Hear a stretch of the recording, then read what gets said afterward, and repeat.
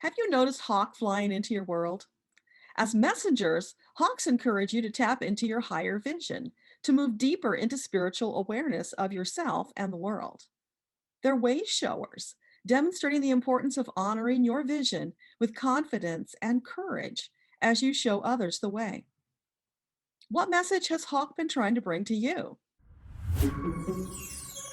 Hi, I'm Deborah Lupien, voice of the Akashic Records, bringing you a channeled Akashic message from Hawk, which surprisingly includes observations on law of attraction and UFOs. Hawk begins. We wish to share our perspective with you. We soar high above, seeing the big picture, and from where we be, there is much to appreciate. Beautiful vistas, trees, water, plentiful food. Yes, there are areas that are not lush and beautiful, but we do not fly there. Why would we? They have nothing to offer. When you focus upon all that's wrong with your world, you will see more and more that is wrong. We choose to focus upon what is good and allow that to expand. It works well for us. Perhaps you might give it a try to see whether our way suits you better.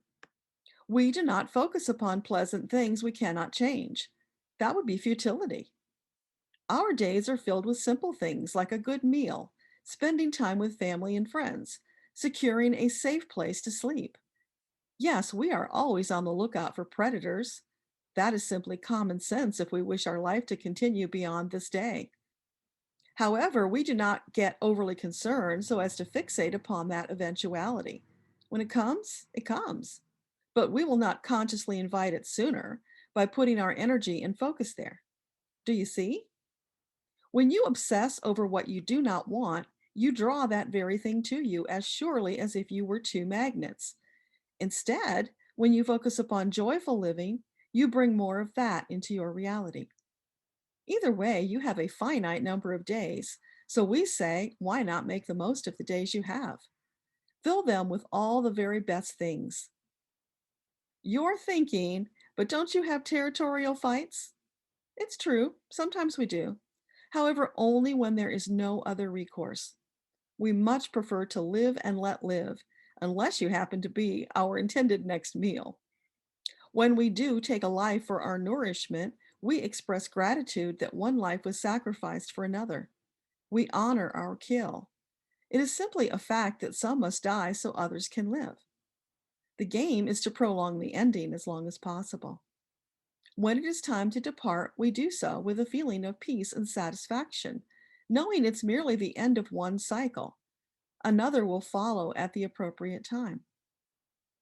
The big difference we observe between us is that we do not waste precious moments preoccupied with what might be. We only deal with what is. We notice that you can tie yourselves up in knots with what ifs to the point that you effectively put your life on hold. Do you suppose when you chose this life you intended to live in a holding pattern?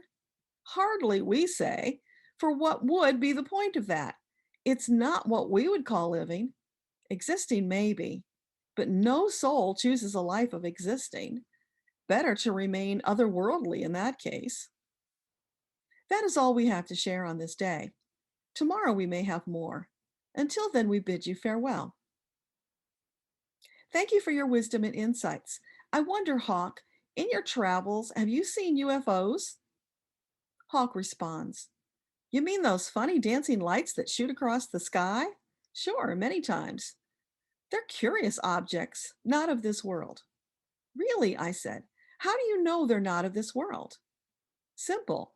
Their energy is not of this world. It feels foreign. They are quite stealthy, which aroused our curiosity. In that way, they feel predatory. I ask, Do you believe they're predatory? Hawk thinks, not in the way you mean, but in another way, yes.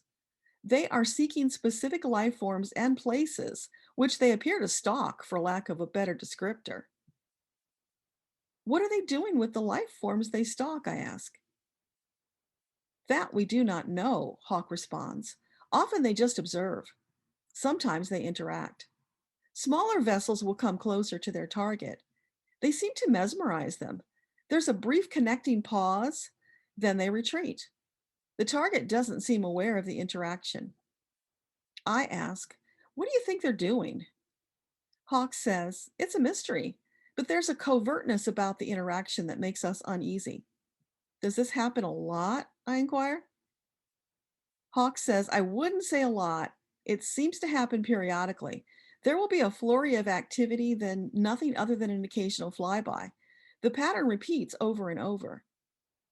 Is it seasonal, connected to moon cycles, or any other identifiable pattern? I ask. Hawk reflects for a moment. Perhaps, but it's not something I've been aware of. If so, I'd have to say it just feels random, except it doesn't quite. Not being of this world, we can only guess at the truths behind their appearance. Do they ever interact with your kind? I ask. Not that I'm aware of, Hawk says. I question. What is your overall impression? Do you avoid them, ignore them, keep an eye on them? Hawk responds, we keep a watchful eye on them during their periods of activity. That's simply a wise thing to do because one day they may turn their attention towards us. Forewarned is forearmed. We will fight to protect our own if we must, although I would not like to get into a battle with those creatures. They are devoid of feathers and any discernible feelings. That, along with their suspicious movements, get our hackles up.